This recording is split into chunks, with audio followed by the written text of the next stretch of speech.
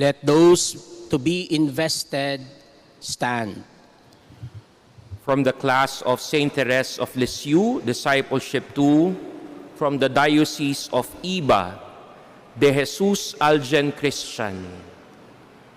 From the Diocese of Imus, Mercado Mico Gabriel.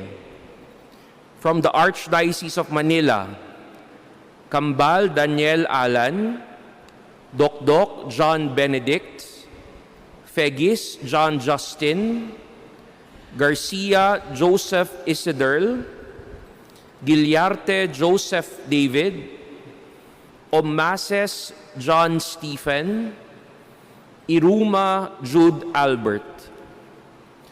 From the Diocese of Novaliches, Miranda Claude Miguel. From the Diocese of Parañaque, Lansang Nicolas Marco, Palmero John Christopher.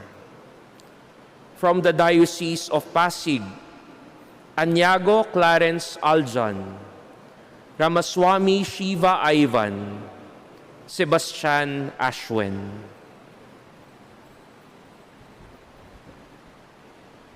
My dear brothers, as you don these garments, be reminded as St. Paul exhorts to put on Christ as you once did in wearing the white robes of your baptism. Ask the good Lord for His blessings upon you and upon these cassocks, which you are to wear as a sign of your dedication to your priestly formation. Please stand.